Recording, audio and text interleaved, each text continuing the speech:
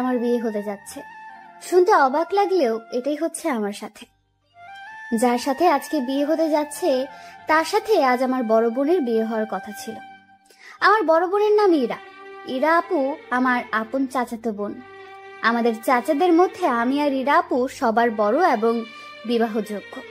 ইরা আপু আমার 2 বছরের বড়, দেখতে পরীর মতো সুন্দর, তার রূপের কাছে সবকিছু হার মানাবে।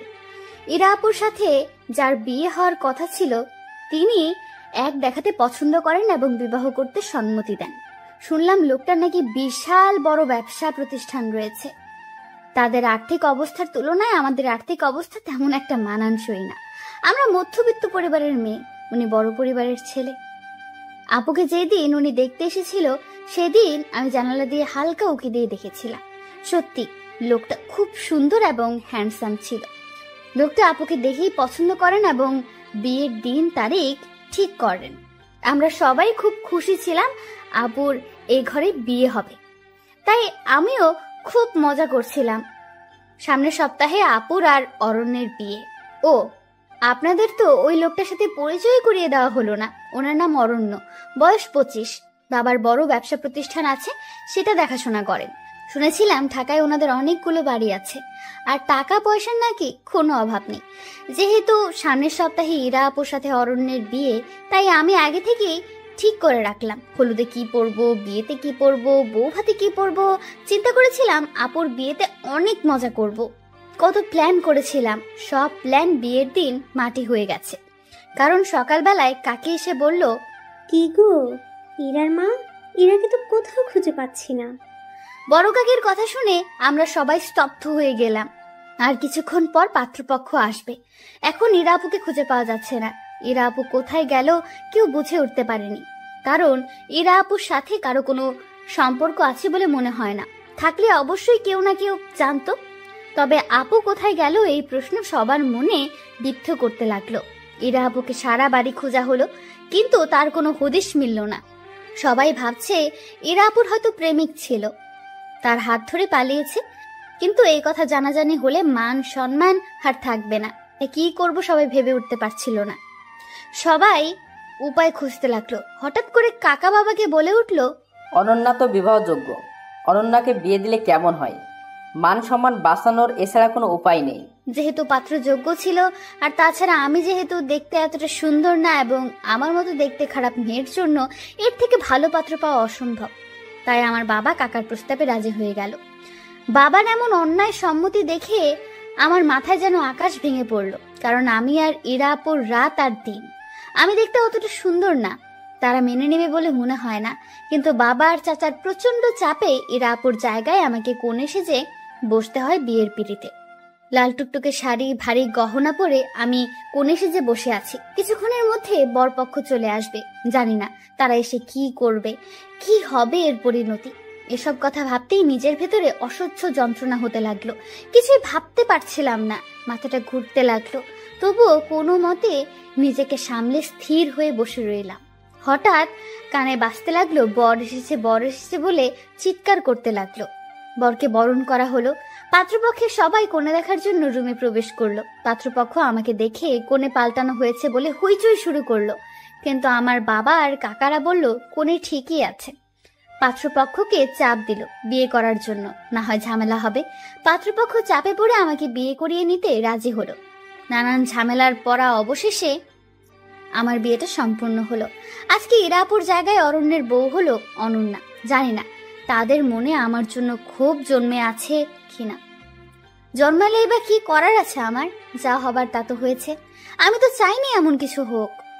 আমারও তো অরণ্য ভাইয়ার প্রতি খুব খারাপ লাগছে, কারণ সে আসছে পরে বিয়ে করতে, আর বিয়ে করলো শেওড়া গাছের পেতনি। নিজের জন্যও খুব খারাপ লাগছে, কারণ আমি চাইনি আমার বিয়েটা এমন জোরপূর্বক হোক। দেখতে খারাপ হলেও কখনো এটা নিয়ে আফসোস করিনি, কারণ নিজেকে সব দিক দিয়ে পারফেক্ট করে তোলার আপ্রাণ চেষ্টা করেছি।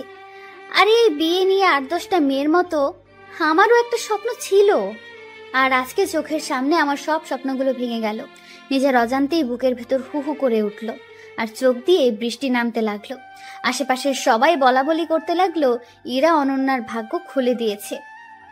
তা না হলে অনন্যা এমন ছেলে কখনো বিয়ে করতে পারতো নাকি? এই কথাগুলো শুনে আমার মনটা আরো খারাপ হয়ে গেল। ভাগ্যের কাছে এভাবে হেরে যাব ভাবতেই পারিনি। অবশেষে বিয়ে সম্পূর্ণ হলো। এখন কোণে বিদায় দেওয়ার পালা। আমার বাবা আমাকে অরণ্যের হাতে তুলে দিল। আমাকে অরণ্যের হাতে তুলে দেওয়ার পর তার মুখের দিকে তাকানোর সাহস পেলাম না। লজ্জায় আমি মুখ নিচু করে রাখলাম এবং কিছুক্ষণ পর গাড়িতে তুলে দিল। আমি বাবার বাড়ি ছেড়ে শ্বশুর বাড়ি যাচ্ছি, কিন্তু ৮-১০টা মেয়ের মতো স্বপ্ন নিয়ে যাচ্ছি না, হাজারো স্বপ্ন ভেঙে যাচ্ছি। ভাগ্যের পরিহাস এমন হবে বুঝতে পারিনি। অবশেষে ব্যস্ত শহরের পথ পেরিয়ে আমি শ্বশুরবাড়ি পৌঁছালাম। শ্বশুরবাড়ির বাকি সবাই আমাকে দেখে কানাকানি করতে লাগলো। কি সর্বনাশ করেছে অরণ্য! এক তো মধ্যবিত্ত ঘরে বিয়ে করেছে, তার মধ্যে মেয়ে হলো অসুন্দর। মেয়ে দেখার সময় সবার চোখ কপালে ছিল নাকি? এই মেয়েকে অরণ্যের সাথে মানায় না, এমন সর্বনাশ অরণ্য নিজ হাতে কেন করলো? এসব শুনে মনটা আরো ভাঙতে লাগলো। কোনো রকম সবাই তুলে আমাকে ঘরে নিল। খেয়াল করলাম ঘরটা ভীষণ সাজানো গোছানো, চারদিকে ফুলের সুবাস ছড়াচ্ছে। আজ এই ঘরে ইরা আপু আসার কথা ছিল। ভাগ্যের লীলা খেলায় আমি আসলাম। ঘরে নিভু নিভু আলোতে চুপ করে বসে রইলাম। হয়তো এই সময় অন্য মেয়েরা বসে থাকে স্বামীর অপেক্ষায়, আর আমি বসে আছি এক অনিশ্চিত ভবিষ্যতের অপেক্ষায়। হঠাৎ খেয়াল করলাম অরণ্য ঘরে ঢুকেছে। ওনাকে দেখে আমার পুরো শরীর ভয়ে কাঁপতে লাগলো। জানি না কি কথা সম্মুখীন হতে হবে আমাকে। এসব ভেবে ভয়ে কুকড়ে যেতে লাগলাম। খেয়াল করলাম উনি আমার দিকে তাকিয়ে আছে। হঠাৎ করে লক্ষ্য করলাম আমার শরীর ভীষণ কাঁপছে। উপরে তাকালাম, মনে হলো ফ্যান আমার উপরে পড়ে যাবে। সবকিছু উল্টাপাল্টা লাগছে। আমার এখন কি করা উচিত বুঝতে পারছি না। কিছুক্ষণ পর চোখ বন্ধ করে ধপাস করে শুয়ে পড়লাম। আস্তে আস্তে শরীর নিস্তেজ হয়ে কাঁপতে লাগলো, কষ্ট হতে লাগলো খুব। হঠাৎ খেয়াল করলাম কেউ আমার হাত ধরেছে। হাত ধরে চোখে মুখে পানির ঝাপটা দিচ্ছে, কিন্তু চোখ খোলার মতো শক্তি আমি পাইনি। এবার মনে হয় কেউ আমার প্রেসার মাপছে, কিন্তু চোখ খোলার মতো শক্তি আমি পাইনি। আস্তে আস্তে আরো নিস্তেজ হতে লাগলাম। অনুভব করলাম আমার পাশে এখন কেউ নেই। নিজেকে খুব অসহায় মনে হলো। কিছুক্ষণ পর খেয়াল করলাম কেউ আমার মুখে কিছু একটা দিয়ে বলতেছে, এই যে আপনি এটা খেয়ে নিন, আপনার প্রেসার খুব নেমে গিয়েছে, একটু কষ্ট করে খান, হা করুন। কথাগুলো শোনার পর হা করার মতো শক্তি পাচ্ছিলাম না। কোনোভাবে নিজের মধ্যে শক্তি সঞ্চার করে হা করলাম। খেয়াল করলাম মুখে পানি দিচ্ছে। পানি না মিষ্টি বুঝতে বাকি রইল না, চিনির পানি। তাই নিজের মধ্যে শক্তি জুগিয়ে পানিটা খেলাম। খাওয়ার পর একটু ঝিম ধরে শুয়ে রইলাম। এবার শরীরে কিছুটা শক্তি পাচ্ছি, চোখটা খোলার মতো। চোখ খুলে লক্ষ্য করে দেখলাম অরণ্য আমার পাশে বসে আছে কিছু খাবার নিয়ে। একটু তাড়াহুড়ো করে বসতে নিলাম। উনি আমাকে বললেন, এত তাড়াহুড়ো করার কিছু হয়নি, আস্তে আস্তে উঠুন, আর উঠে এগুলো খেয়ে নিন। আপনাকে দেখে মনে হচ্ছে সকাল থেকে কিছু খাননি, তাই প্রেসার কমে গেছে। আপনি এগুলো খেয়ে নিন। সকাল থেকে আমার উপর দিয়ে যা গেছে এরপর গলা দিয়ে খাবার নামে নাকি? তবে আমি অনেক খেতে পারা একটা মেয়ে, সারাদিন কিছু না কিছু খেতাম। সত্যি বলতে এই মুহূর্তে আমার পেটে প্রচুর ক্ষুধা লেগেছে, তাই সামনে পোলাও রোস্ট দেখে লোভ সামলাতে পারলাম না, সামনে পেয়ে খেতে লাগলাম। হঠাৎ করে খাবার গলায় বাঁধলো। তখন উনি আমার সামনে এক গ্লাস পানি ধরলো। আমি পানিটা নিয়ে এক নিঃশ্বাসে খেয়ে ফেললাম। উনি আমাকে কি ভাবছে সেটা আমি দেখার প্রয়োজন মনে করছি না। আমি আমার আপন মনে খেতে লাগলাম। খাওয়া শেষ করে আমি রিল্যাক্স মুডে শুয়ে পড়লাম, আর উনি খাবার প্লেটটা টেবিলের উপরে রাখতে গেল। যাক, লোকটাকে যতটা খারাপ ভাবছি ততটা খারাপ না, এটা ভেবে মনটা শান্ত হলো। কিন্তু হুট করে উনি বললেন, আপনি কি ঘুমিয়ে পড়েছেন? না ঘুমালে আপনার সাথে একটু কথা ছিল। আমি নড়ে চড়ে বসলাম। না, আমি ঘুমাইনি। কেন, কি বলবেন বলুন? উনি এবার গম্ভীর গলায় বললেন, সত্যি বলতে সবার চাপে পড়ে আমি আপনাকে বিয়ে করেছি। আমি আপনার বোন ইরাকে প্রথম দেখাতে ভালোবেসে ফেলেছি। সেই জায়গায় আপনাকে কেন জানি না, চাইলেও মানতে পারছি না। আপনাকে আমি আঘাত দিয়ে কথাটা বলতে চাইনি। আমি সোজা সাপটা ছেলে, যা বলি সরাসরি। না মানারও একটা কারণ আছে। আশা করি আপনি যথেষ্ট বুদ্ধিমতী, আর সে কারণটা বুঝতে পেরেছেন। ওনার কথা শুনে কেন জানি না তেমন কোনো খারাপ লাগলো না। কারণটা আর কি হবে? কারণটা হলো আপু সুন্দর, আমি অসুন্দর। আমি তো আগেই বুঝেছিলাম। আমার বিয়েটা ৮-১০টা মেয়ের মতো হয়নি, তাই ওনাকে জবাব দিলাম, আপনাকে জোর করে আমাকে মানতে হবে না। আমি নিজেও চাইনি আমাকে এভাবে বিয়ে দেওয়া হোক। বিয়ের দিন ইরা আপুকে কোথাও খুঁজে পাওয়া যাচ্ছিল না। কোথায় গেল কেউ বলতে পারবে না। তাই আপুর কোনো রিলেশন ছিল নাকি না এটা কারো জানা ছিল না। এই সময় কি করবে কেউ বুঝে উঠতে পারেনি। আর ওই বাড়িতে আমি ছাড়া আর কোনো বিবাহযোগ্য মেয়ে ছিল না। তাই সবার জোরাজোরিতে আমি রাজি না হয়ে পারলাম না। আমি জানি ইরা আপুর তুলনায় আমি কিছুই না। আপু সুন্দর, আমি অসুন্দর, কিন্তু এটা নিয়ে আমার কোনো আফসোস হয়নি। আমি নিজেকে সব সময় পারফেক্ট ভাবে গড়ে তোলার চেষ্টা করেছি, কিন্তু ভাগ্যের কাছে এভাবে হেরে যাব বুঝতে পারিনি। আপনি চিন্তা করবেন না, আমি কখনো জোর করে কিছু করব না। সময়টা একটু পার হতে দিন। আপনি চাইলে আমি আপনাকে ডিভোর্স দিয়ে দেব। আমার কথা শুনে উনি বেশ চমকে গেলেন। উনি হয়তো আশা করেননি আমি এমন কিছু বলবো। কিছুক্ষণ স্তব্ধ থেকে উনি উত্তর দিলেন, সে যাই হোক, সময় সব বলে দিবে। আপাতত আমি আপনাকে মেনে নিতে পারবো না। আপনি এ বাড়িতে এসেছেন মেহমান হিসেবে, আপনার যেন কোনো সমস্যা না হয় সে বিষয়টা খেয়াল রাখবো। দয়া করে আমার ভালোবাসা পাওয়ার আশা রাখবেন না, কারণ আমি আপনার বোনকে প্রথম দেখাতে ভালোবেসে ফেলেছি। আমি কিছুক্ষণ চুপ থেকে জবাব দিলাম, আপনি দয়া করে আমাকে সিরিয়ালের নায়িকা ভাববেন না। আমি আপনাকে জোর করব না, কিন্তু আপনি আপনার স্ত্রীর সামনে অন্য একটা মেয়েকে ভালোবাসি বলবেন, সেটা আমি কখনো মেনে নেব না। আপাতত ডিভোর্সের আগ পর্যন্ত আমি আপনার স্ত্রী, আপনি আমার স্বামী। সুতরাং সম্পর্কটা ওইভাবেই দেখবেন। আর আমার সামনে অন্য মেয়েকে ভালোবাসি বলার আগে 10 বার ভেবে বলবেন, কারণ আমি দেখতে অসুন্দর হলেও নিজেকে কখনো ছোট করে দেখি না, এখনো দেখব না। দয়া করে আমাকে অবলা নারী ভেবে যা ইচ্ছা তা বলা যাবে না। দোষটা তো আমার ছিল না। আমি তো আপনাকে জোর করে বিয়ে করতে চাইনি। ভাগ্য এভাবে সব ওলট পালট করে দিয়েছে, কিন্তু ভাগ্যের দোহাই দিয়ে নিজের জীবন বরবাদ করার মতো মেয়ে আমি নই। এবার আমি ওনার দিকে খেয়াল করে দেখলাম ওনার মুখটা বেশ চুপসে গেছে। গেলেই বাকি, আমি কেন ওনার এইসব কথা শুনে নিজেকে ছোট করব? আর এটা বাংলা সিনেমা না, আর আমি নায়িকা শাবানা না। সুতরাং যতদিন আমি অরণ্যের বউ হিসেবে আছি, আমি আমার অধিকার আদায় করে নেব, তবে সেটা জোর করে নয়, ভালোবাসা দিয়ে। উনি আমার কথা শুনে বেশ কিছুক্ষণ চুপ থেকে জবাব দিলেন, আমার মন যা চায় আমি তাই বলবো। আপনি না করার কে? আপনাকে সেই অধিকার দেইনি আমি। নিজের অধিকারের বাইরে কথা বলবেন না। দেখে তো মনে হচ্ছে ছেলে ফাঁসানোর ব্যাপারে খুব চালু। ওনার কথা শুনে মাথায় রাগ উঠে গেল, তবুও নিজেকে শান্ত করে জবাব দিলাম, আপনাকে আমার চরিত্রের সার্টিফিকেট দিতে বলেছি? আমার ব্যাপারে মন্তব্য করার অধিকার দিয়েছি নাকি? আপনি যেমন আমাকে বলছেন আমিও আপনাকে বলবো। আর হ্যাঁ, এটাকে বলে লেভেল। আর হ্যাঁ, আপনাকে যেমন আমাকে তেমনই হতে হবে। দেখেন, আপনি কিন্তু বেশি বকবক করছেন। আপনাকে দেখে তো প্রথম ভাবলাম কথা বলতে জানেন না। এখন তো দেখছি আপনার মুখ দিয়ে কথার ফুলঝুরি ফুটেছে। আমার সাথে লাগতে আসবেন না। আমি এবার শান্ত হয়ে জবাব দিলাম, বকবক আপনি শুরু করেছেন। দেখতে অসুন্দর বলে কি ভেবেছেন অবলা নারী? সিরিয়ালের মতো আপনাকে উপরে শুইতে দিব আর আমি নিচে শুয়ে পড়ব?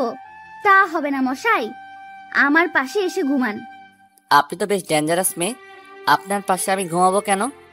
আমি ব্রুটা বেশ কুচকে বললাম, তাহলে কোথায় ঘুমাবেন? জবাবে উনি বললেন, পাশের রুমে ঘুমাবো। আমি হাসি দিয়ে বললাম, তা হবে না মশাই, আপনি এখানেই ঘুমাবেন। উনি আমার কথা শুনে বেশ অবাক হলেন মনে হয়। কিছুক্ষণ চুপ থেকে রাগ রাগ ভাব নিয়ে আমাকে বলল, আপনি কিন্তু বেশি বাড়াবাড়ি করছেন। সে যাই করি, আমি ঘুমালাম, তবে রুম ছেড়ে ঘুমানো যাবে না। রুম ছেড়ে ঘুমালে আমি কিন্তু আপনার সাথে চলে আসব। উনি বেশ চমকিত পুলকিত হয়ে আমাকে বলল, আপনি তো বেশ নাছর বান্দা। ওকে, রুম ছেড়ে যাব না, আমি নিচে ঘুমাচ্ছি। এবার আমায় একটু রেহাই দিন। আমি মুচকি হেসে জবাব দিলাম, ওকে ভূত মশাই। উনি ব্রুটা কুচকে বলল, ভূত মশাইটা কে আবার? আমি হাসতে হাসতে বললাম, কেন আপনি? উনি অবাক হয়ে বলল, এর মধ্যেই আপনি আমার নাম ঠিক করে ফেলেছেন? হ্যাঁ করেছি। উনি বিরক্ত হয়ে জবাব দিলেন, আপনি সত্যি পাগল একটা মেয়ে, সেটা কি আপনি জানেন? আমি হেসে তাকে জবাব দিলাম, সেটা নতুন করে বলার কিছু নেই। আমি একটু নাছর বান্দা, সবাই জানে। আপনি ঘুমান। আর হ্যাঁ, ধন্যবাদ এত কিছু খাওয়াবার জন্য। সবগুলো খাবার আমার প্রিয় ছিল, শুধু চিনির পানি ছাড়া। উনি কিছুটা চুপ হয়ে বলল, দোহাই লাগে, এবার চুপ হন, আমাকে ঘুমাতে দিন। আমি হাত দিয়ে মুখ চেপে ইশারা দিলাম ঘুমান। এরপর উনি ঘুমিয়ে পড়লেন। আপনারা হয়তো আমার এরকম আচরণ দেখে অবাক হচ্ছেন, আমি এরকম কেন করলাম। সত্যি বলতে আমি ছোটবেলা থেকে এমন নাছরবান্দা আর পাগলাতে। পাগলামের ভাবগুলো এত বড় হওয়ার পরেও যায়নি। তাই পাগলামির সুযোগ পেলেই করে ফেলি। এই যে অরণ্যের সাথে সবেমাত্র শুরু করেছি, এরপর যে কত কি হবে তা আস্তে আস্তে জানতে পারবেন। যাই হোক, সেদিনের মতো ঘুমিয়ে পড়লাম। পরদিন সকালে উঠে আমি খেয়াল করলাম উনি নাক ডেকে ঘুমাচ্ছে।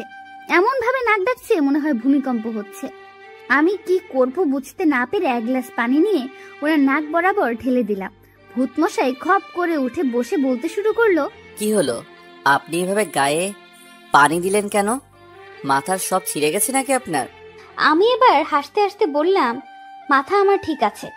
এমন ভাবে নাক ডাকছেন মনে হয় 7 মাত্রায় ভূমিকম্প হচ্ছে। লক্ষ্য করলাম উনি বেশ রেগে আছে আমার কথা শুনে। কিছুক্ষণ দম ধরে বসে থেকে আমাকে বললেন, দেখেন, এসব মজা আমার একদম পছন্দ না, আর এমন করবেন না। কালকের থেকে একের পর এক করে আমাকে জ্বালাচ্ছেন। শেষমেশ আমি এ কোন পাগলের পাল্লায় পড়লাম? আল্লাহ, আমায় রেহাই দাও।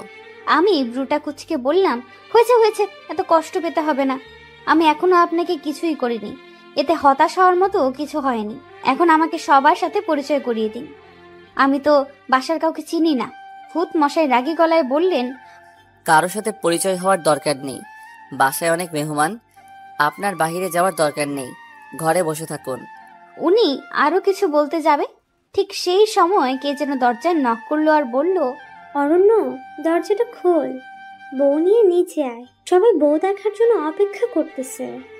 উনি আমার সাথে কোনো কথা না বাড়িয়ে ওই মহিলাকে জবাব দিলেন, ফ্রেশ হয়ে আসতেছি, তুমি যাও। আচ্ছা, গেলাম আমি। উনি উঠতে যাবে, ঠিক তখনই আমি ওনাকে বললাম, আচ্ছা আপনার বাসায় কে কে আছে বলুন না আমায়। এবার উনি রেগে গিয়ে বললেন, আপনার এত কিছু জানতে হবে না। অতিথি হয়ে আসছেন, সময় মতো চলে যাবেন। বাসায় কে আছে এটা জেনে আপনার কি হবে? ওনার কথাগুলো শুনলে গা জ্বলে যায়, কিন্তু আমিও নাছর বান্দা। যতক্ষণ না বলবে আমি ওনাকে উঠতে দিব না। তারপর আমি বললাম, আপনি না বললে আপনাকে উঠতে দেব না, আগে বলেন কে কে আছে। বলবো না কে কে আছে? কি করবেন আপনি? আপনি একরোখা হলেও আমিও আপনার চাইতে বেশি একরোখা। আমি কিছুই বলবো না। আমি গলায় একটা কাশি দিয়ে বললাম, বলতে হবে না, যান ওয়াশরুমে যান। উনি আমার হার মানা দেখে বেশ খুশি হলো, কিন্তু যখন ওয়াশরুমে যেতে লাগলো আমি পাটা বাড়িয়ে দিলাম। আমার পায়ে ওনার পা লেগে হোঁচট খেয়ে পড়ে গেলেন। তখন তিনি বললেন, আমি মুচকি এসে বললাম, কোথায়, আমি তো কিছু করিনি। আপনি বলেননি তাই শাস্তি পাচ্ছেন। যদি এবারও না বলেন তাহলে আপনার জন্য আরো অনেক কিছু অপেক্ষা করছে। এবার ভেবে দেখুন কি করবেন। উনি বেশ ভালো করেই বুঝতে পারলেন আমি আসলে একটা নাছর বান্দা। ইচ্ছে করে এমন করেছেন কেন বলেন? আমার পরিবারে বাবা, মা, আমি আর আমার বড় বোন আছে। বাবা বিদেশে থাকে সব সময়, আর মা দেশে থাকে, প্রায় সময় অসুস্থ থাকেন। আর বড় বোন স্বামী নিয়ে লন্ডন থাকেন। একটু আগে যে মেয়েটা ডেকে গেলেন উনি আমার বড় বোন। আর আমার বাবা আমার বিয়েতে আসেনি, উনি সবসময় ব্যস্ত থাকেন। আচ্ছা তাহলে আপনার বাসায় রান্না করেন কে? উনি রাগ হয়ে বললেন, এটাও কি আপনার জানতে হবে? আমি এবার ভাব মাখা মুখ নিয়ে বললাম, হ্যাঁ ভূতমশাই। উনি মুখটা বাঁকিয়ে উত্তর দিলেন, বাবুর্চি রান্না করে। এবার আমাকে ওয়াশরুমে যেতে দিন। আপনিও রেডি হন, বাসার সবাই নিচে অপেক্ষা করছে। পারলে একটু ভালো করে সেরে যাবেন, না হয় মান সম্মান আর থাকবে না। বিয়ে তো করেছেন ফাঁসিয়ে, সেটা তো আর কেউ বুঝবে না। সুতরাং একটু গুছিয়ে যাবেন নিচে, পরে সময় আর সুযোগ মতো আলাদা হয়ে যাব আমরা। আশা করি বুঝতে পারছেন। কথাটা শুনে বুকের ভেতর কাঁপতে লাগলো। যতই হোক উনি এখন আমার স্বামী হয়, কোনো মেয়েই চাইবে না সে ডিভোর্সি হোক। খারাপ লাগলেও নিজেকে বেশ সামলে ভূতমশাইকে জবাব দিলাম, আমি ওই ময়দা মেখে নিচে যেতে পারবো না। আমি যেমন ওই রকমই যাব। কে কি বললো তাতে আমার যায় আসে না। ময়দা মেখে নিজের সৌন্দর্য বাড়ানোর কোনো ইচ্ছা নেই আমার। আশা করি বুঝতে পারছেন। উনি এতক্ষণে বেশ ভালোই বুঝতে পারছেন যে আমি খুব নাছরবান্দা। তাই উনি শুধু বললেন, আপনার যা ইচ্ছে করুন, যেভাবে ইচ্ছে ওইভাবেই নিচে যান, আমার তাতে কিচ্ছু যায় আসে না। কথাগুলো বলে ওয়াশরুমে ঢুকে গেলেন। এর মধ্যেই আমি খেয়াল করলাম সারা ঘর অগোছালো হয়ে আছে, তাই ঘরটা গোছানো শুরু করলাম। আলমারি থেকে ওনার কাপড় বের করে বিছানায় সাজিয়ে রাখলাম, যাতে করে ওয়াশরুম থেকে এসেই হাতের নাগালে উনি সব পেয়ে যায়। ওনার ঘড়ি, ওয়ালেট সব একত্রে এক জায়গায় রাখলাম। আমিও একটা শাড়ি পরে নিলাম। যতটুকু সম্ভব নিজেকে ময়দা ছাড়া গোছানোর চেষ্টা করলাম। সব কিছু ঠিক করতে করতে খেয়াল করলাম উনি ওয়াশরুম থেকে বের হয়েছে। ওয়াশরুম থেকে বের হয়ে সারা ঘরটা দেখে একটু অবাক হয়েছে, বিছানার উপর ওনার কাপড়গুলো দেখে বললেন, এখানে এগুলো কে রেখেছে? ঘরটা এত তাড়াতাড়ি পরিপাটি করে কে গুছিয়ে দিয়ে গেল? আমি লাজুক স্বরে জবাব দিলাম, এসব কিছু আমি করেছি। আমার কথা শুনে উনি বেশ চুপসে গেলেন। চুপসানো মুখ নিয়ে আমাকে বলল, এত কিছু করতে কেউ তো আপনাকে বলেনি, এত কিছু করতে গেলেন কেন? আমি বেশ সাজালো গলায় জবাব দিলাম, আমার ঘর আমি গুছিয়েছি, তাতে আপনার কি মশাই? উনি ভ্রু কুচকে বলল, আপনার ঘর মানে? এটা আপনার ঘর কবে হলো? আমি হাসি হাসি মুখে উত্তর দিলাম, স্বামীর ঘরেই তো স্ত্রীর ঘর হয়। বিয়েটা যেভাবেই হোক, ডিভোর্সের আগ পর্যন্ত আমি আপনার স্ত্রী, আপনি আমার স্বামী, সুতরাং ঘর গোছাতে আমি পারবো নিশ্চয়ই। ভূতমশাই রাগী গলায় বললেন, আপনি একটু বেশি বকেন। আর আপনাকে এই ড্রেস বের করতে কে বলেছে? আমি তো এটা পরবো না। আমার কাছে এটা ভালো লেগেছে, তাই এটা বের করেছি, এটা পরলে আমি খুশি হব। উনি এবার গম্ভীর একটা মুড নিয়ে জবাব দিলেন, আপনার খুশিতে আমার কি যায় বা আসে? করছেন তো ফাঁসিয়ে বিয়ে, আবার অধিকার ফলাতে আসছেন। লজ্জা হওয়া উচিত আপনার। এই কথাটা শুনে বুকের ভেতর হু হু করে কষ্টের সাইরেন বেজে উঠল। চোখের কোণে হালকা মেঘও জমতে শুরু করলো। তবুও নিজেকে অনেক শক্ত করে ওনাকে বললাম, আপনার ইচ্ছে মতো পরে নিন, সমস্যা নেই। তারপর উনি ওনার পছন্দ মতো একটা ড্রেস পরলেন, কিন্তু আমিও কম নাছোড়বান্দা নয়, এর শাস্তি ওনাকে পেতেই হবে। কি করে কি করা যায় বেশ ভাবতে শুরু করলাম। ভাবতে ভাবতে চিন্তার আকাশে হাবুডাবু খেতে লাগলাম। হঠাৎ করে ভূতমশাইয়ের তুড়ির শব্দে চিন্তার ঘোর কাটল। ভূতমশাই তুড়ি বাজাতে বাজাতে বললেন, এই যে আপনি উপরে তাকিয়ে কি দেখছেন? না তেমন কিছু না, কিছু হয়েছে বলুন। আপনি আর কোনোদিন আমার অনুমতি ছাড়া আমার আলমারিতে হাত দিবেন না, বুঝছেন? আমি কথাটা শুনে বেশ এসে লুটুপুটি খাচ্ছিলাম। লুটুপুটি খেয়ে তুড়ি বাজাতে বাজাতে বললাম, ওই হ্যালো, আলমারিতে হাত দিতে অনুমতি লাগে নাকি? আমাকে জ্ঞান দিতে আসবেন না, আমি অন্যায় কিছু করিনি। উনি বেশ বিরক্ত হয়ে আমাকে বললেন, আপনি সত্যি পাগল একটা মেয়ে, আপনার মাথার তার সব ঢিলা। আমি আবার হাসতে হাসতে বললাম, ভূতমশাই একটু ভুল বলে ফেলছেন। উনি ওনার বিরক্ত মাখা মুখ নিয়ে প্রশ্ন করলেন, কি ভুল শুনি? আমি হাসি দিয়ে বললাম, আমার মাথার তার ঠিলা না। তো আপনার মাথার তার কি? আমার মাথার তার তো সব ছিঁড়া। এবার খেয়াল করলাম ওনার মুখের বিরক্তির মাত্রা বেশ বৃদ্ধি পেয়েছে। বিরক্তি মাখা মুখ নিয়ে বললেন, দোহাই লাগে, এবার চুপ করুন, আপনার বকবক থামান, এবার নিচে চলুন, আমাকে মুক্তি দিন। আমি আমার শাড়ির আঁচল নাড়তে নাড়তে বললাম, চলুন। এবার দুজনে নিচে গেলাম। নিচে যাওয়ার পর খেয়াল করলাম সবাই আমার দিকে কেমন ভাবে তাকাচ্ছে, আর আমার দিকে দেখে বলছে, অরণ্যের কি কপালে চোখ ছিল নাকি? এমন একটা মেয়ে কেউ বিয়ে করে আনে নাকি? তার উপর মেয়ের পরিবার বেশি ধরি না, কি দেখে অরণ্য এই মেয়েকে বিয়ে করলো আল্লাহ জানে। একের পর এক এইসব কথা শুনে আমার মনটা ভীষণ খারাপ হতে লাগলো। সবাই শুধু আমার বাহ্যিক সৌন্দর্য নিয়ে সমালোচনা করছে, আমার ভেতরটা বোঝার চেষ্টা করলো না। ভেতরের মানুষটা কেমন আমি সেটা কেউ জানার প্রয়োজন মনে করলো না। হুট করে খেয়াল করলাম আমার শাশুড়ি মা এসেছেন। সবাই শাশুড়ি মাকে দেখে চুপ হয়ে গেল। শাশুড়ি মা এসে আমাকে দেখে বললেন, তোমার নাম কি মা? আমি চট করে ওনাকে সালাম করে বললাম, আমার নাম অনন্যা। উনি হাসি দিয়ে বললেন, বাহ, খুব সুন্দর নাম। আমি মাকে বললাম, মা আপনি এদিকে এসে বসেন। মা, আপনি অসুস্থ শরীর নিয়ে কষ্ট করে এখানে আসলেন কেন? শুনেছি ডাক্তার নাকি আপনাকে বেড রেস্ট দিয়েছে। এ শরীর নিয়ে এখানে আসার কি দরকার ছিল? আপনি বললে আমি আপনার রুমে চলে যেতাম। আমি আপনার রুমটা চিনলে সকালে উঠে আমি আপনার রুমে চলে যেতাম, কিন্তু আপনার রুমটা চিনি না। তাছাড়া এই বাড়িতে আমি নতুন, তাই চিনতে পারিনি। চিনলে আমি চলে যেতাম। মা, কষ্ট হয়নি তো আসতে? উনি এক রাশ হাসি নিয়ে বললেন, আমার মাটা দেখে অনেক সুন্দর করে কথা বলে। আমার মাটা যেমন রূপবতী তেমনি গুণবতী। মায়ের মুখে রূপবতী কথাটা শুনে যেন নিজের চোখে অঝরে বৃষ্টি নামতে লাগলো। জীবনে প্রথম কেউ আমাকে রূপবতী বলেছে। নিজেকে সামলাতে অনেক চেষ্টা করলাম, কিন্তু জানি না কেন আঘাতটা সামলাতে পারলাম না। তাই মাকে ধরে হু হু করে কেঁদে বললাম, মা আপনি আমাকে রূপবতী বলছেন? আমাকে আজ পর্যন্ত কেউ রূপবতী বলেনি। আপনার মুখে রূপবতী কথাটা শুনে কেন জানি না আবেগটাকে সামলাতে পারলাম না। শাশুড়ি মা আমার মাথায় হাত বুলিয়ে দিয়ে বললেন, সবাই তোমার বাইরের রূপটা দেখেছে, কিন্তু ভেতরের রূপটা কেউ দেখেনি। তোমার ভেতরের রূপটা যদি কেউ দেখতো তাহলে সবাই তোমাকে রূপবতী বলতো। আমি যে তোমার ভেতরের রূপটা উপলব্ধি করতে পেরেছি, যার কারণে তুমিই আমার কাছে সবচেয়ে রূপবতী। আমি আমার মেয়ের মুখে সব শুনেছি বিয়ের ব্যাপারে। শোনো মা, আমার ছেলে তোমার কপালে ছিল, তাই তোমার সাথে এভাবে বিয়ে হয়েছে। আমার ছেলের ভাগ্যে তুমি ছিলে। কে কি বললো কান দিবে না, কারণ মানুষ যাই বলুক, নিজের কাছে যেটা সঠিক মনে হবে সেটাই করবে। মানুষের কাজ কথা বলা।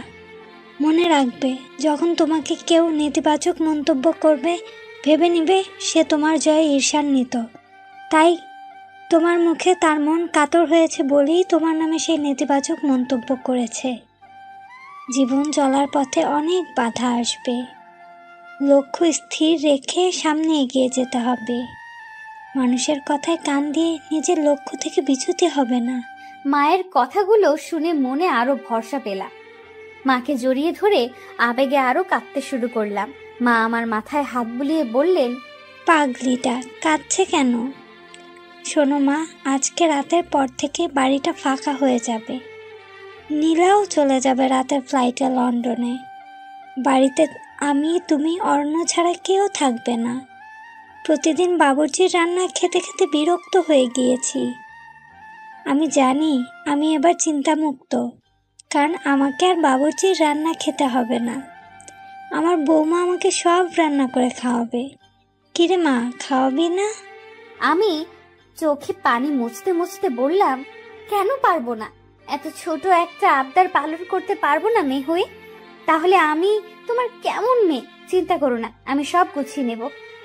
আমাকে শুধু বুঝিয়ে দিও আর দোয়া করো। উনি হাসতে হাসতে বললেন, সে তো অবশ্যই। চারপাশে এ সময় বেশ নিস্তব্ধতা বিরাজ করছে, সবাই চুপ হয়ে গেছে। খেয়াল করলাম আমার ভূত মশাই আমার দিকে আলুর মতো চুপসানো মুখ নিয়ে হা করে তাকিয়ে আছে। আমিও এই সুযোগে নিজেকে একটু পাগলামি থেকে বিরত রাখতে পারলাম না। সুযোগ বুঝে ভূত মশাইকে চোখ টিপুনি দিলাম। ভূত মশাই আমার চোখ টিপুনি দেখে একটু নড়ে চলে দাঁড়ালো। আমি ভূত মশাইয়ের দিক থেকে মনোযোগ সরিয়ে মায়ের দিকে তাকিয়ে বললাম, মা এবার ঘরে চলুন। বেশিক্ষণ এভাবে থাকা ঠিক হবে না। আপনি আমার সাথে ঘরে চলুন আর আমাকে আপনার ঘরটা চিনিয়ে দিন, যাতে করে পরে যেতে আমার অসুবিধা না হয়। মা হাসতে হাসতে বললেন, চল আমার সাথে চল। আমি মাকে নিয়ে ঘরে গেলাম আর মা আমার হাতটা ধরে বললেন, দেখো মা, অরণ্য বেশ সরল সোজা সাপটা স্বভাবের ছেলে। তুমি অরণ্যকে ভালো রেখো, তুমি তাকে কখনো কষ্ট দিও না। আমি মায়ের হাতটা চেপে ধরে বললাম, মা বিয়েটা যেভাবেই হোক না কেন, আমি এখন অরণ্যের স্ত্রী। অরণ্যের ভালো মন্দের বিষয়টা আমি মাথায় রাখবো। আপনি শুধু আমার জন্য দোয়া করবেন। মা আবার আমার মাথায় হাত বুলিয়ে দিয়ে বললেন, দোয়া করি অনেক সুখী হও। মায়ের আবদার মাখা স্পর্শ নিয়ে বের হলাম রুম থেকে। মায়ের রুম থেকে বের হয়ে দেখলাম ভূত মশাই এক জায়গায় স্থির হয়ে দাঁড়িয়ে আছে। এই সুযোগ আমার প্ল্যানটা কাজে লাগানোর। আমি একটু কোক মুখে নিয়ে ভূত মশাইয়ের কাছে গিয়ে জোরে হাঁচি দিলাম আর সব কোক ওনার গায়ে ফেললাম। উনি বেশ লাফিয়ে উঠে বললেন, আমি ভালো করে জানি আপনি ইচ্ছে করেই এমন করেছেন। কেন করেছেন এমন? আপনি আমার সাথে এমন করেন কেন? মাকে তো দেখলাম খুব হাত করে ফেলছেন। ফাঁসানোর ব্যাপারে আপনি অনেক বড় ওস্তাদ।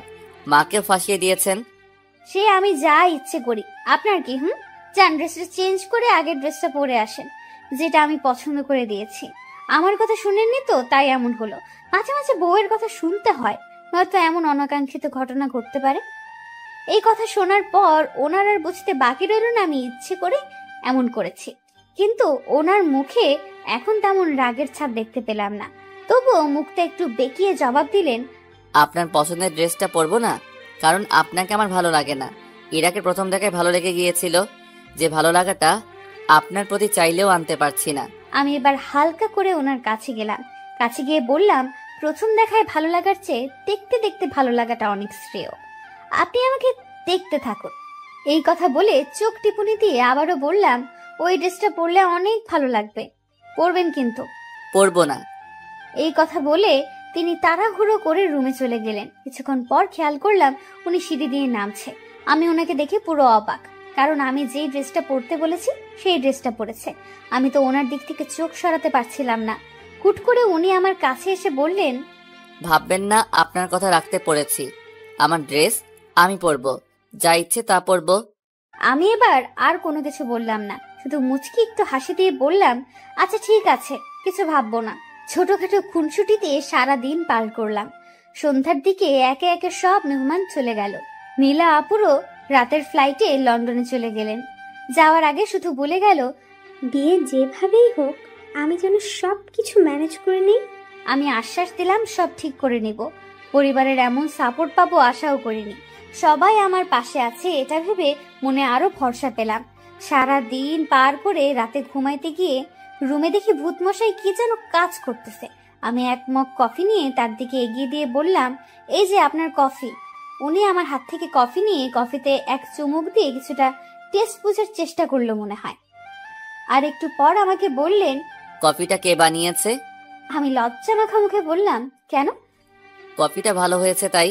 আমি লজ্জা মাখা মুখে বললাম, কফিটা আমি বানিয়েছি।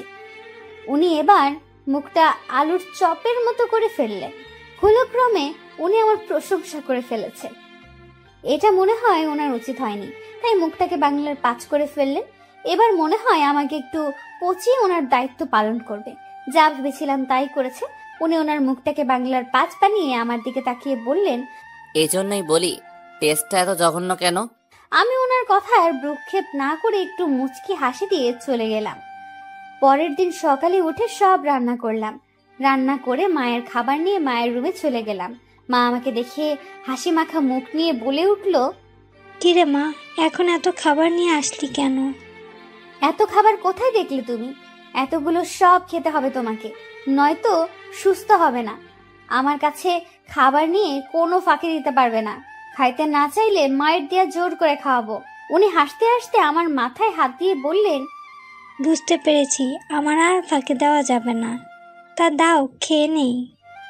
আমি মাকে খাওয়াতে লাগলাম আর একের পর এক গল্প শুনতে লাগলাম। মনে হয় উনি অনেক দিন পর মন খুলে কথা বলছে। ঠিক এ সময় অরণ্য এসে বলল, মায়ের রুমে আপনি এখন কি করছেন? মায়ের জন্য খাবার নিয়ে এসেছিলাম। আচ্ছা, আপনি এখন যান, মায়ের সাথে আমার একটু কথা আছে। ঠিক তখনই পাশ থেকে মা বললেন, অনন্যা তো পর কেউ না, অনন্যার সামনে বল কি বলবি। না মা, আমি একা কথা বলতে চাই। আমি আর কিছু না বলে মায়ের পাশ থেকে উঠে চলে আসলাম। কিছুক্ষণ পর উনি কথা শেষ করে খাবার খেতে আসলেন। আমি খাবারগুলো খেতে দিলাম। খেয়াল করলাম গপ গপ করে খাবার খাচ্ছে। এরপর আমি বললাম, আরে মশাই আস্তে খান, সব শেষ হয়ে গেলে আবার রান্না করব। মানে এগুলো কে রান্না করছে? লাজুক মুখে জবাব দিলাম, এগুলো সব আমি রান্না করেছি। এই জন্যই বলি এত জঘন্য কেন। কথাটা বলে উনি খেতে লাগলেন। আমি তখন বললাম, জঘন্য খাবার এভাবে খাচ্ছেন, ভালো খাবার হলে কিভাবে খেতে? আমার কথাটা কানে তুললেন না মনে হয়, খেয়ে যাচ্ছে। এবার ওনাকে বললাম, এই যে শুনছেন? হ্যাঁ, কি বলবেন বলুন। আমি একটু বাইরে যেতে চাই, কিছু জিনিস কিনতে হবে, রান্নার জন্য কিছু সবজি লাগবে। আমি গেলে মন মতো কিনে আনতে পারতাম। আপনি গেলে যান, কিন্তু কি দিয়ে যাবেন? একটা গাড়ি আমি নিয়ে যাব। আরেকটা গাড়ি থাকলেও ড্রাইভার নেই। ড্রাইভারের স্ত্রী অসুস্থ, তাই ছুটি নিয়ে বাড়ি গিয়েছে। আপনি কিভাবে যাবেন? আমি মুচকি হেসে বললাম, সেই গাড়ির চাবিটা দিয়ে যান, আমি একাই যেতে পারবো। উনি অবাক হয়ে বললেন, একা চলে যেতে পারবেন মানে? গাড়ি কে চালাবে? কেন আমি চালাবো? আমার এই কথা শুনে এবার উনি বেশ চমকে উঠলেন। আমার মুখ থেকে উনি এমন কথা আশা করেননি হয়তো। তারপর আমাকে জিজ্ঞেস করলেন, আপনি গাড়ি চালাতে পারেন? আমি হাসতে হাসতে বললাম, হ্যাঁ পারি। অসুন্দর বলে নিজেকে কখনো ছোট ভাবিনি। সবকিছু শেখার চেষ্টা করেছি, নিজেকে পারফেক্ট ভাবে গড়ে তোলার চেষ্টা করেছি। আমার কথা শুনে উনি কিছুক্ষণ আমার দিকে তাকিয়ে রইলেন এবং বললেন, আচ্ছা, আমি চাবি দিয়ে যাব। তারপর উনি আমাকে চাবি দিয়ে চলে গেলেন। আস্তে আস্তে দিন কাটতে লাগলো। অরণ্যের সাথে খুনসুটিগুলো বাড়তে লাগলো। খেয়াল করলাম অরণ্য অনেক পরিবর্তন হতে লাগলো। এর মধ্যে হুট করে একদিন অরণ্য অফিস থেকে এসে আমাকে বলতে লাগলো, আপনি একটু তাড়াতাড়ি রেডি হন, আপনাকে নিয়ে এক জায়গায় যাব। অরণ্যের এমন কথা শুনে আমার মনটা খুশিতে নাচতে শুরু করলো। কিন্তু অরণ্য আমাকে নিয়ে কোথায় যাবে জানার জন্য মনটা ছটফট করতে লাগলো। তাই নিজের আবেগ আর সামলাতে পারলাম না। অরণ্যকে জিজ্ঞেস করলাম, আপনি আমাকে কোথায় নিয়ে যাবেন? অরণ্য বেশ রাগ রাগ গলায় বলল, আপনাকে রেডি হতে বলেছি, আপনি রেডি হন। এত কিছু জানতে হবে না, একটু বকবক বেশি করেন। এত বকা ভালো না, যান রেডি হয়ে আসুন। আমি মুখটা কাচুমাচু করে যেতে লাগলাম। উনি পেছন থেকে ডেকে বললেন, শুনেন। আমি হাসি দিয়ে পেছন ফিরে বললাম, হ্যাঁ বলেন। আমি জানতাম কোথায় যাব, আপনি বলবেন। উনি আরেকটু গম্ভীর গলায় জবাব দিলেন, আপনার মাথায় আসলেই গোবর। আমি বলার আগে বকবক করে যাচ্ছেন। আমি কোথায় যাব সেটা বলার জন্য ডাকিনি।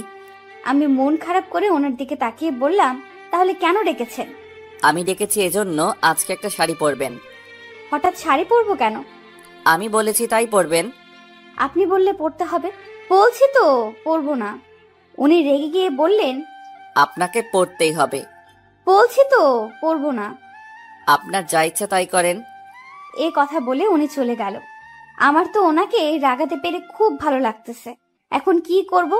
শাড়ি পরবো নাকি কিছুই মাথায় আসছে না। আজকে ভূতমশাই আমাকে কোথাও নিয়ে যাবে। কেন জানি না, ভূতমশাই এই কয়েকদিনে অনেকটা পাল্টে গেছে। এখন আর আমাকে আগের মতো কষ্ট দিয়ে কথা বলে না। তাই এই পাল্টানো দেখে আমি খুব খুশি। যাই হোক, আলমারি খুলে শাড়ি দেখতে লাগলাম কোনটা পরবো। এত শাড়ির মধ্যে কোন শাড়িটা পরলে ভূতমশাই খুশি হবে। দেখতে দেখতে আলমারির সব শাড়ি খাটের উপর রাখলাম। ভূতমশাই আমার কাছে এসে বলল, আপনি এখন রেডি হননি? খাটের উপর শাড়ির মেলা বসিয়েছেন, এত শাড়ি খাটের উপর রাখছেন কেন? আমি তোতলাতে তোতলাতে জবাব দিলাম, না না না মানে না। কি না মানে মানে করছেন? স্পষ্ট করে বলেন কি হয়েছে।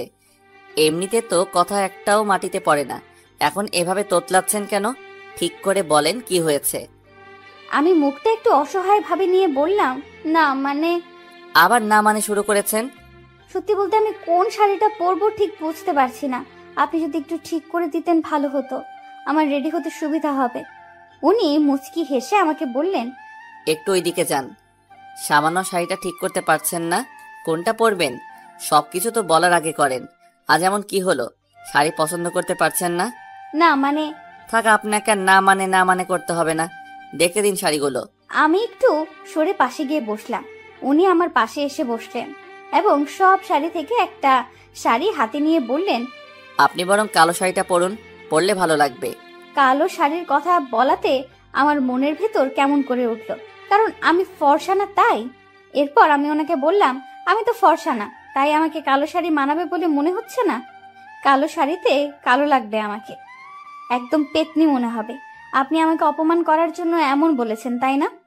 উনি আমার কথায় মনে হয় বেশ বিরক্ত হলো। হয়তো আমার মুখে এমন কথা আশা করেনি, তাই উনি বিরক্তি মাখা মেজাজে আমাকে বললেন, আপনার মতো সাহসী মেয়ের মুখে এমন কথা মানায় না। মা তো বলেছে সৌন্দর্য ভিতরে থাকে, বাহিরে সৌন্দর্য কোনো সৌন্দর্য না। আপনাকে না হয় আমি ভিতর থেকে দেখলাম। আপনি কালো শাড়িটা পরুন, আপনাকে অপমান করার কোনো ইচ্ছা আমার নেই। আপনার যদি মনে হয় আমি অপমান করার জন্য বলেছি, তাহলে পরার দরকার নেই। এই কথাটা বলে উনি রুম থেকে বের হয়ে গেলেন। আমি এখন কি করব বুঝে উঠতে পারছি না। অবশেষে চিন্তা ভাবনা করে কালো শাড়িটা পরে নিলাম। এই প্রথম আমি কালো শাড়ি পরলাম। কালো ছিলাম বলে কখনো কালো ড্রেস পরিনি।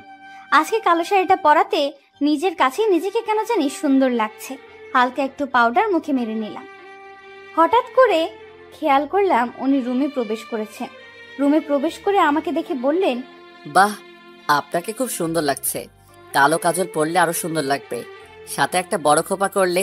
আমি কালো, তার উপর কালো কাজল পরলে চোখগুলো আরো কালো দেখাবে। সাদা কালো কোনো ভেদাভেদ নেই, ভেদাভেদ তো মানুষের দৃষ্টি করে। আপনাকে সুন্দর দৃষ্টিতে কেউ দেখলে অবশ্যই তার কাছে সুন্দর লাগবে। মানুষকে সুন্দর অসুন্দর তখন লাগে যখন মানুষের দৃষ্টি সুন্দর অসুন্দর হয়।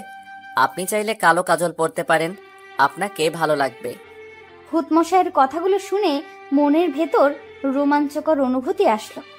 ওনার মুখে এমন কথা শুনে নিজের মধ্যে অসম্ভব ভালো লাগা কাজ করছে। সত্যি কখন যে ওনাকে ভালোবেসে ফেলেছি বুঝতে পারিনি। হঠাৎ করে ওনার ডাকে চিন্তার ঘোর কাটলো।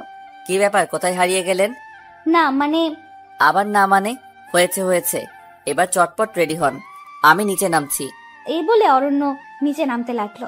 দরজার সামনে গিয়ে পেছনে তাকিয়ে বলল, এই যে শুনুন। জি বলেন। একটা টিপ পড়লে খারাপ লাগবে না, আর মাথায় খোপা করুন। অরণ্যের মুখে এসব কথা শুনে আমি লজ্জায় লাল হয়ে গেলাম। অরণ্য এভাবে আমাকে বলবে আমি কখনো ভাবিনি। অরণ্য এ বলে বাহিরে গেল। আমি টিপ আর খোপা করে নিচে নামলাম। খেয়াল করলাম মা নিচে বসে আছে। মা আমাকে দেখে বললেন, আজকে আমার মা অনন্যা এত খুশি, কোথায় যাচ্ছে? মায়ের কথা শুনে আরো লজ্জা পেলাম। লজ্জায় লাল হয়ে নিচে তাকিয়ে রইলাম। মা আমার এই হাল দেখে কাছে আসলো আর আমার মাথার উপরে হাত তুলে বলল, আজকে অন্যের সাথে ঘুরতে যাওয়া হচ্ছে, এতেই এত লজ্জা? আজকে মাকে অনেক সুন্দর লাগছে, দেখি হাতটা দাও। আমি মায়ের দিকে হাত বাড়িয়ে দিলাম। মা তার হাত থেকে বালাজোড়ো খুলে আমার হাতে পরিয়ে দিয়ে বলল, বিয়ের পর হাত খালি রাখতে হয় না, হাতে সবসময় চুড়ি পরে থাকতে হয়। যাও, তোমার তো আর আনন্দের শেষ নেই, স্বামীর সাথে ঘুরে এসো। আমার মহাজনও কাল পরশু আসবে, তখন আমিও ঘুরবো। তখন আমাদের প্রেম দেখে হিংসে করো না। আমি হাসতে হাসতে মাকে বললাম, কি যে বলো না মা, আমি তো তোমার বন্ধুর মতো। যাও মা, দেরি হলে অরণ্য রাগ করবে। আমি রেডি হয়ে বের হলাম। খেয়াল করলাম উনি গাড়ির সামনে দাঁড়িয়ে আছেন। আমাকে দেখে আমার দিকে এক নজরে হা করে তাকিয়ে আছে।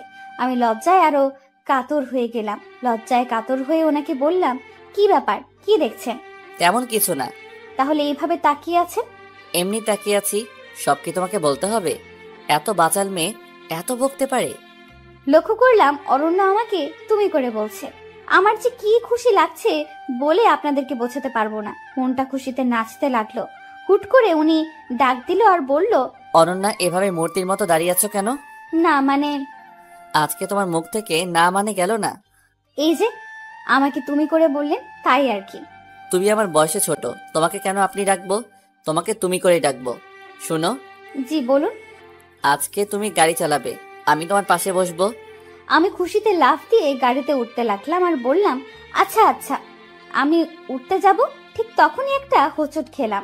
উনি আমাকে জাপটে ধরে বলতে শুরু করলো, তোমার চটপটে আর পাগলামি স্বভাব আর গেল না, আস্তে ওঠো।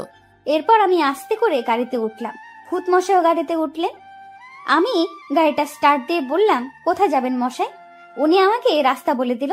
আমিও যেতে লাগলাম। আস্তে আস্তে একটা রেস্টুরেন্টের সামনে চলে আসলাম। রেস্টুরেন্টে দুজনে ঢুকলাম। এরপর অরণ্য আমায় আস্তে করে একটা জায়গায় নিয়ে গেল। জায়গাটা পুরো মোমবাতি দিয়ে সাজানো, পরিপাটি। দেখেই কেমন যেন আনন্দ লাগছে। একটা কেক আনলো। তারপর আমাকে বলল, কেকটা কাটো তুমি। হঠাৎ করে কেক কাটবো কেন? কারণ আজ তোমার জন্মদিন, সেটা তো ভুলে বসে আছো। ওহো, আজকে 21শে ফেব্রুয়ারি। সত্যি তো আমার জন্মদিন।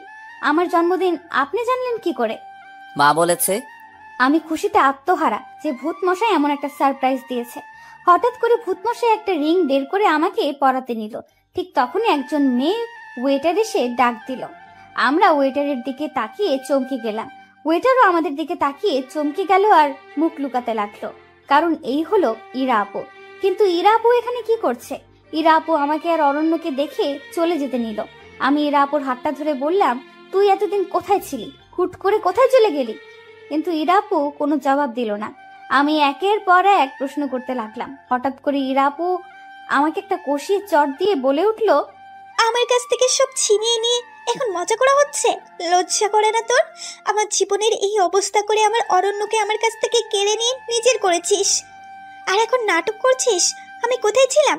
তোকে নাটকের সেরা পুরস্কার দেওয়া দরকার। অনেক নাটক শিখে গিয়েছিস। নাটক করে আমার জীবনের 12টা বাজিয়ে অরণ্যের গলায় ঝুলে পড়েছিস। তুই ভালো করেই জানতিস তোর যে চেহারা, তোকে অরণ্যের মতো কেউই বিয়ে করবে না। তাই এত বড় নাটক করছিস। লজ্জা লাগে না এখন আমাকে এসব জিজ্ঞেস করতে? আমাকে খুব হিংসা করতে, তাই না? হিংসা কাতর হয়ে এমন করেছিস।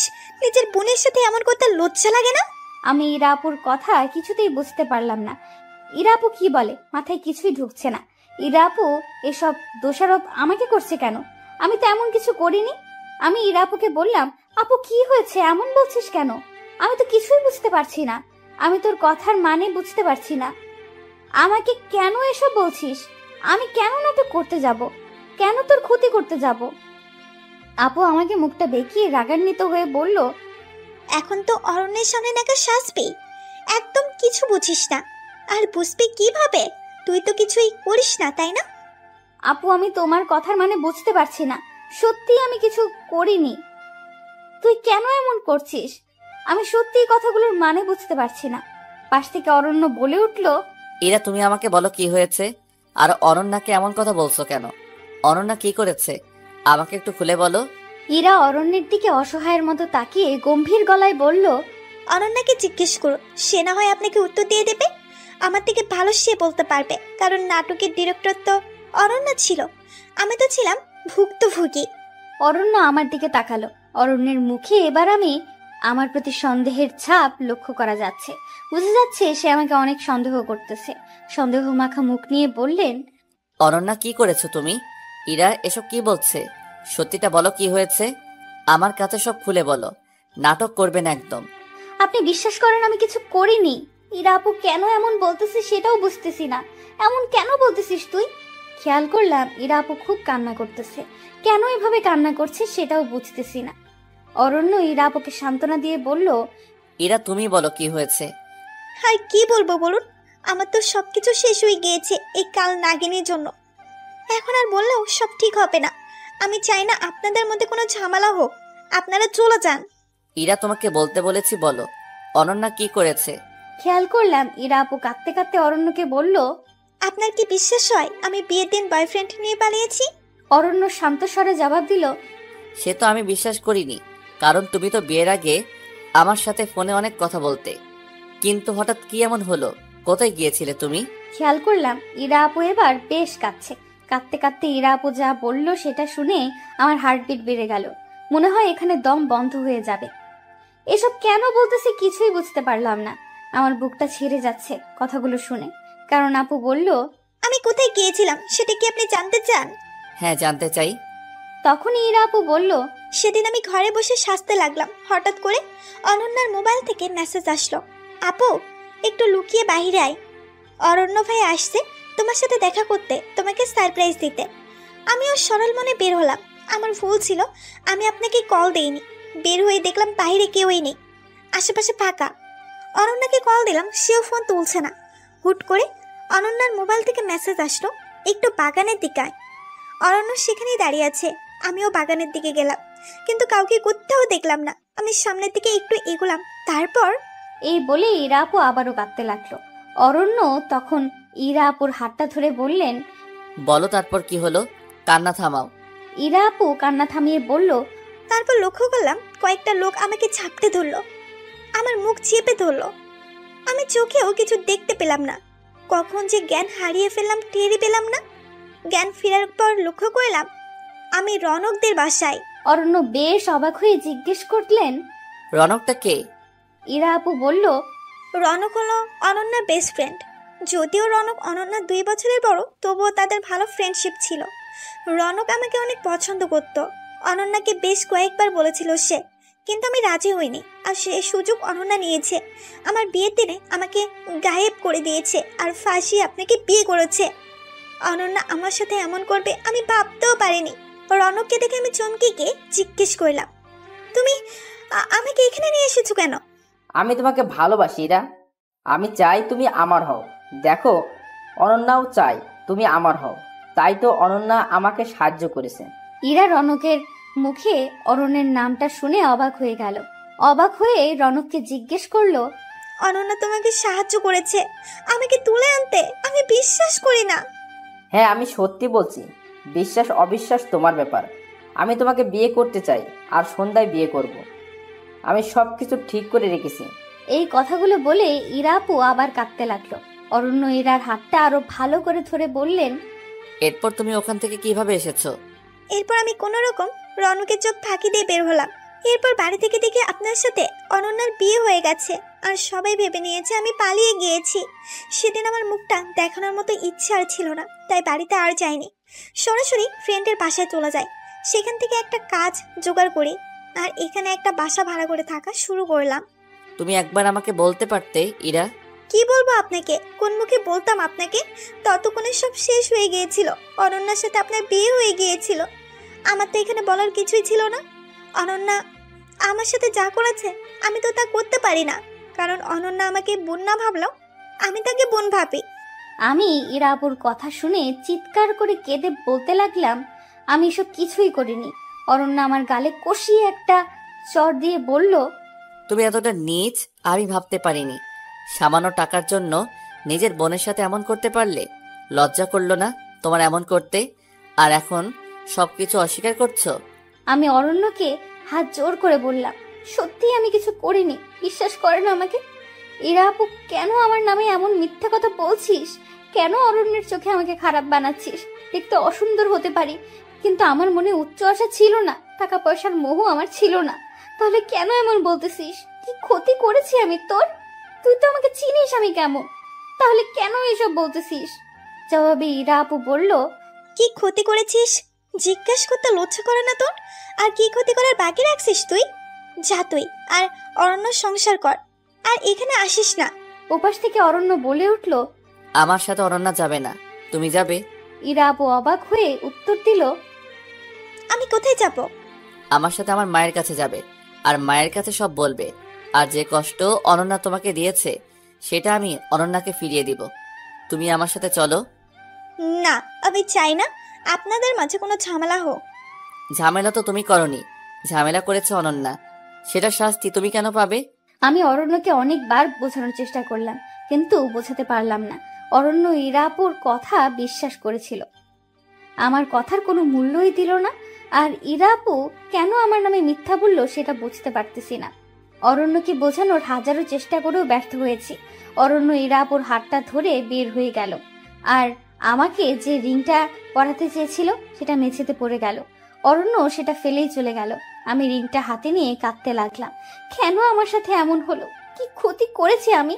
কেন আমাকে এভাবে কষ্ট দেওয়া হলো? আমি তো কারো কোনো ক্ষতি চাইনি। কাঁদতে কাঁদতে এক দৌড়ে রেস্টুরেন্ট থেকে বের হলাম। খেয়াল করলাম অরণ্য আর ইরা আপু গাড়ি নিয়ে চলে গিয়েছে। আমার বুকে বেশ কষ্ট হতে লাগলো। একে তো অরণ্য আমাকে ফেলে রেখে গিয়েছে, তার উপর অরণ্য জানতো আমি এখানে কিছুই চিনি না। কিভাবে পারলো আমাকে আমার ভূতমশাই ফেলে রেখে যেতে? আমি তো কিছু করিনি, তাহলে আমার ভূতমশাই কেন আমাকে বিশ্বাস করলো না? কেন আমাকে এত কষ্ট দিল? আমি তো ইরা আপুর কোনো ক্ষতি করিনি, তাহলে ইরা আপু কেন এমন বলল? কেন আমার অরণ্যকে আমার কাছ থেকে কেড়ে নিতে চাইলো? এত কষ্ট কেন দিল আমায়? আল্লাহ, আমি তো কোনো প্রশ্নের উত্তর খুঁজে পাচ্ছি না। আমি কি করব তুমি বলে দাও। এই মুহূর্তে আমার হাতে 1 টাকাও ছিল না। এখন আমি বাসায় যাব কিভাবে? তবু একটা সিএনজি ভাড়া করলাম। ভাড়া করে বাসায় চলে গেলাম। বাসার দারোয়ানের কাছ থেকে টাকা নিয়ে ভাড়া দিলাম। ঘরের ভেতরে ঢুকতেই দেখলাম রনক ভাইয়া দাঁড়িয়ে আছে। রনক ভাইকে দেখে আমার মাথায় আগুন ধরে গেল, কারণ রনক ভাইয়ের কারণেই ইরা আপু আমাকে ভুল বুঝলো। নিজেকে আর সামলাতে পারলাম না। রনক ভাইকে গিয়ে বললাম, আপনার কি দরকার ছিল এত বড় নাটক করার? ইরা আপুকে কেন ভুল বুঝিয়েছেন? আমি কি ক্ষতি করেছি আপনার? রনক ভাই কোনো কথা বলছে না। আমার রাগ যেন আরো বেড়ে গেল। মন চাইছে রনক ভাইকে একটা কষিয়ে চড় দেই। তাই করতেছিলাম, এমন সময় অরণ্য এসে পেছন থেকে আমার হাতটা ধরে ফেললো। আমি অরণ্যের দিকে ফিরতেই অরণ্য আমাকে জড়িয়ে ধরলো। আমি বুঝতে পারছি না কি হচ্ছে এসব। অরণ্য জড়িয়ে ধরার সাথে সাথে খেয়াল করলাম চারদিকে আলো আরো বেড়ে গিয়েছে। ইরা আপু, রনক ভাই, আমার কিছু বান্ধবী বলে উঠলো, হ্যাপি বার্থডে অনন্যা। এখন আর আমার মাথায় কোনো কিছু কাজ করছে না। এসব কি হচ্ছে? আমার মাথাটা খুব ঝিমাতে লাগলো। পরক্ষণেই জ্ঞান হারালাম। জ্ঞান ফেরার পর খেয়াল করলাম অরণ্য আমার পাশে চিন্তামগ্ন হয়ে বসে আছে। আমার জ্ঞান ফেরার সাথে সাথে আমাকে বললেন, ঠিক আছো তো তুমি? কিছু হয়নি তো? হঠাৎ করে সবার এতটা পরিবর্তন দেখে কেন জানি না নিজের কাছে খুব অবাক লাগছে। খেয়াল করলাম সামনে ইরা আপু আর রনক ভাই দাঁড়িয়ে আছে। আমি ওদের দেখে রেগে যেতে লাগলাম। ঠিক তখনই অরণ্য আমাকে শান্তস্বরে বলল, অরণ্যা, ওদেরকে কিছু বলো না, ওরা এতক্ষণ যা করছে আমার কথাই করেছে। অরণ্যের কথা শুনে আমি যেন আকাশ থেকে পড়লাম। কি বলে এসব? মাথার উপর দিয়ে যাচ্ছে। আমি অবাক হয়ে জিজ্ঞেস করলাম, মানে? আমি তো কিছুই বুঝতে পারছি না। অরণ্য একটু মুচকি হেসে বলল, কিছু বুঝতে হবে না, আগে তোমাকে একটা সংবাদ দেই। ইরা কোথায় গিয়েছিল সেটা তো সবার অজানা ছিল। ইরা রনকের সাথে পালিয়ে গিয়ে বিয়ে করেছিল। আমি কথাটা শুনে বেশ অবাক হয়ে বললাম, তাহলে একটু আগে ঘটে যাওয়া ঘটনাটি কি আমার স্বপ্ন ছিল? ওরা বিয়ে করলে একটু আগে এমন করলো কেন? ইরা আপু পাশ থেকে বলে উঠল, তুই একটু শান্ত হ, আমি সবটা বলছি। আমি নিজেকে শান্ত করে বললাম, এবার বল। রনকের সাথে আমার সম্পর্ক ছিল 3 বছরের। রনক তোকে কিছু বলেনি, কারণ আমরা ভাবছিলাম তোকে সারপ্রাইজ দেব, কিন্তু হঠাৎ করে আমার বিয়ে ঠিক করায় সব ঝামেলা পাকালো। কি করব কিছু বুঝতে পারছি না। শেষমেশ বিয়ের দিন সকালে মনে হলো নিজের ভালোবাসাকে এইভাবে কুরবানি করা ঠিক হবে না। তাই রনককে ফোন দিয়ে বললাম, রনক, তুমি কি চাও আমরা এক হই? ইরা, তুমি এখনো একথা জিজ্ঞেস করছো? তুমি যা করতে বলবে তাই করব। তুমি শুধু আমাকে ছেড়ে যেও না প্লিজ। তাহলে বাগানের কাছে চলে আসো। রনক আমার কথা শুনে বাগানের কাছে আসলো, আর আমি সুযোগ বুঝে রনকের সাথে পালিয়ে যাই। তাহলে একটু আগে যে কাহিনী বলেছিলে সেটা কি ছিল? আমার প্রশ্নের জবাবে সবাই একটু হেসে নিল। সবার হাসি দেখে এবার সত্যি আমার গা জ্বলে যেতে লাগলো। রেগে গিয়ে বললাম, কি হলো বলবি তো? অরণ্য মুচকি হেসে বললেন, 4টা মাস খুব জ্বালাইছো আমাকে, তাই এর শাস্তি ভালোবাসি শব্দটা বলার আগে দিতে হতো। আরেকটু সারপ্রাইজ দেওয়ার বাকি ছিল। হুট করেই ইরার সাথে দেখা, তখন ইরাকে নিয়েই প্ল্যানটা করি। এরকম প্ল্যানটা কে করলো শুনি? অরণ্য হাসি হাসি মুখ নিয়ে বলল, আমি করেছি। এরকম প্ল্যানটা করেছে বলে অরণ্যের প্রতি আমার খুব অভিমান জমে গেল। অভিমানে গাল ফুলিয়ে বসে রইলাম। ইরা আপু বলল, আচ্ছা অরণ্য, থাক তুই আর আমি রনক বাইরে গেলাম। তোদের মান অভিমানের পালা শেষ কর। আর চটটা দেওয়ার জন্য সরি, জোরে লাগেনি তো? নাটক করতে গিয়ে ক্যারেক্টারের মধ্যে ঢুকে গিয়েছিলাম। ইরা আপুর কথাটা শুনে অভিমান আরো বেড়ে গেল। তাই অভিমানী গলায় বললাম, হয়েছে, জুতা মেরে গরুদান করতে হবে না। ইরা আপু হাসি দিয়ে রনক ভাইয়াকে নিয়ে চলে গেল, আর আমি গাল ফুলিয়ে বসে রইলাম। অরণ্য আমার দিকে তাকালো, কিন্তু আমি অভিমানের কারণে অরণ্যের দিকে তাকালাম না। অরণ্যের চোখ যেন আমার দিক থেকে সরছে না। আমি যেন তার চোখের নিশানা থেকে সরাতে পারছি না। ক্রমশই আমার অভিমান কমতে লাগলো। তবুও অভিমান ধরে রাখতে চেষ্টা করলাম, কিন্তু অভিমান ধরে রাখতে পারলাম না। তাই অরণ্যকে জড়িয়ে ধরে আবেগে কাঁদতে লাগলাম। কাঁদতে কাঁদতে বললাম, আমাকে এইভাবে কষ্ট দেওয়ার কি দরকার ছিল? আমি যদি হারিয়ে যেতাম ওই জায়গা থেকে। আমি তো আমার অনন্যাকে চিনি, যে সে বাসা খুঁজে আসতে পারবে সেটা আমার খুব ভালো করে জানা ছিল। সারপ্রাইজটা কেমন লাগলো? খুব বাজে লাগছে। এইভাবে আর সারপ্রাইজ দিবেন না। নাটক করতে গিয়ে তো রিং ফেলে আসলেন। খেয়াল করলাম অরণ্য আমার এই কথা শুনে অট্ট হাসি দিচ্ছে। তাই আমি বললাম, কি ব্যাপার, এত হাসি দিচ্ছেন যে? হাসি দিচ্ছে এই জন্য, আমি যে রিংটা ফেলে এসেছি সেটা নকল রিং ছিল। আসল রিংটা আমার কাছে। নাটকটা বাস্তবমুখী করার এক অভিন্ন প্রচেষ্টা আর কি। এত বড় চালবাজ! যান, আপনার সাথে আর কথা বলবো না। অরণ্য এবার আমাকে জড়িয়ে ধরলো। মনে হচ্ছে তার নিঃশ্বাসের শব্দ আমি শুনতে পাচ্ছি, তার হার্টবিটের আওয়াজ আমি শুনতে পাচ্ছি। এবার কানের কাছে মুখটা হালকা করে নিয়ে বললেন, আই লাভ ইউ আমার পেতনি। এবার যেন তার প্রতি থাকা সকল অভিমান দুমড়ে মুচড়ে শেষ হয়ে গেল। অভিমানটা টিকিয়ে রাখার ব্যর্থ চেষ্টা করলাম, কিন্তু পারলাম না। আমি ফিসফিস করে বললাম, আই লাভ ইউ টু ভূতমশাই। আমার মতো কালো মেয়েকে ভালোবাসলেন কিভাবে?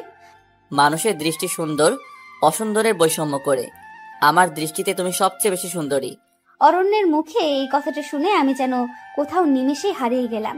কিছু বলতে চাইলেও আর বলতে পারছি না, কারণ গলাটা থরথর করে কাঁপতে লাগলো। অরণ্য এবার আমার চোখটা হাত দিয়ে চেপে ধরলো আর বলল, আমার সাথে একটু চলো। আমি বললাম, কোথায়? আগে চলো, তারপর বলি। এত নাচরবান্দা মেয়েরে বাবা, এত বকবক করতে পারে? হয়েছে, আর বকবক করব না, এবার নিয়ে যান। চোখটা চেপে ধরে আস্তে আস্তে আমাকে কোথাও নিয়ে যাচ্ছে, কিছুই বুঝতে পারছি না। হুট করে চোখ খুললাম, খেয়াল করলাম আমি ছাদে, চারদিকে মোমবাতি দিয়ে সাজানো। ইরা আপু আর রনক ভাইয়া বাজি ফোটাতে লাগলো। পাশে মা দাঁড়িয়ে আছে, ওনার পাশে একজন ভদ্রলোক দাঁড়িয়ে আছে। আমার বুঝতে বাকি রইল না উনি আমার শ্বশুর মশাই। আমি দৌড়ে গিয়ে ওনাদের সালাম করলাম। ইরা আপু ও রনক ভাইয়া একটা কেক আমার সামনে আনলো আর বলল, ভূত আর পেতনি দুইজন কেকটা কাটেন, আর অরণ্য ভাইয়া আপনি অনন্যাকে রিং পরিয়ে দিন। আর অনন্য, তোর হাতের নকল রিংটা ফেলে দে। এত বোকা কবে হয়েছিস? সামান্য নাটক বুঝতে পারলি না? তুই তো বেশ নাছর পান্দা আর বুদ্ধিমতী ছিলি। আমি লজ্জায় লাল হয়ে গেলাম আর বিড়বিড় করে বললাম, প্রেমে পড়লে যে মানুষ বলদ হয় সেটা আমাকে দিয়ে প্রমাণ হলো। অরণ্য ধাক্কা দিয়ে বলল, কি বিড়বিড় করা হচ্ছে? না, কিছু না। একটু ওইদিকে তাকাও, তোমার জন্য সারপ্রাইজ আছে। কি সারপ্রাইজ? ওইদিকে তাকিয়ে দেখো। আমি ওইদিকে তাকিয়ে দেখি বাবা, মা, চাচা, চাচি সবাই এসেছে। আমি খুশিতে আত্মহারা হয়ে গেলাম। বিয়ের পর এসব ঝামেলার কারণে আমার শ্বশুর বাড়িতে কেউ আসেনি। এইভাবে সারপ্রাইজ পাবো বুঝতে পারিনি। আমি তো খুশিতে স্থির হয়ে গেছিলাম, নড়তেও পারছি না। অরণ্য আমাকে ধাক্কা দিয়ে বললেন, এবার কেকটা কাটো আর আপনি শব্দটা ইতি টানো। আপনি শব্দটা ইতি টানবো মানে? মানে তুমি আমাকে তুমি করে বলবে। আমার তো লজ্জা লাগবে। হয়েছে হয়েছে, আর লজ্জা পেতে হবে না। কেকটা কাটো, সবাই অপেক্ষা করছে। এরপর কেকটা কাটলাম। কেকটা কাটার সাথে সাথে চারদিকে বাজি ফুটতে শুরু করলো, কয়েকটা ফানুস আকাশে উঠতে লাগলো। কি যে এক অনুভূতি বলে বোঝাতে পারবো না। মনের ভেতর এমন লাগছে যেন ঝড়ো হাওয়া পরে শরীর শীতল হাওয়া বইছে। সত্যি বুঝতেই পারিনি আমার ভূতমশাই আমাকে এতটা ভালোবাসে। কেকটা কাটলাম, ভূতমশাই আমার হাতে রিং পরিয়ে দিল। আমি লজ্জায় এক দৌড়ে রুমে চলে আসলাম। অরণ্য আমার পেছন পেছন রুমে আসলো। অরণ্যকে বললাম, আপনার তো। অরণ্য আমার মুখটা চেপে ধরে বলল, আপনি না, তুমি বলো। আমি লজ্জা মাখা মুখে বললাম, তোমার তো আমাকে ভালো লাগে না। ইরা আপুকে প্রথম দেখাতে ভালো লেগেছিল, হুট করে আমাকে ভালো লাগলো কিভাবে? উত্তরে অরণ্য বলল, কারণ প্রথম দেখে ভালো লাগার চেয়ে দেখতে দেখতে ভালো লাগা অনেক শ্রেয়। আমি বললাম, আমার কথা আমাকে ফিরিয়ে দেওয়া হচ্ছে? সত্যি কথা বললে ফিরিয়ে দেওয়া হয় না, বরং সত্যতার প্রমাণ হয়। সেই দিনের পর থেকে অরণ্য আর আমার জীবনটা পুরোপুরি পাল্টে গেল। দেখতে দেখতে 3টা বছর কেটে গেল। এর মধ্যে আমি পুত্র সন্তানের মা হলাম। একদিন পাশের বাসার ভাবি আমার সন্তানকে দেখতে এসে বললেন, অনন্য ভাবি, আপনার বিয়েটা যেন কিভাবে হয়েছে? আমাদের হঠাৎ বিয়ে হয়েছে। ভুল ত্রুটি ক্ষমার দৃষ্টিতে দেখবেন। ভালো লাগলে লাইক কমেন্ট করে সাথে থাকবেন। জানি না গল্পটা দিয়ে আপনাদের মনে কতটুকু জায়গা করে নিয়েছি। কষ্ট করে গল্প লিখলাম আপনাদের জন্য। পারিশ্রমিক না দিয়ে চলে যাবেন। পারিশ্রমিক হিসেবে আপনাদের দোয়া ও ভালোবাসা চাই, এবং আপনার লাইক, কমেন্ট ও মতামত চাই। কার কাছে কেমন লেগেছে আশা করি কমেন্ট করে জানাবেন।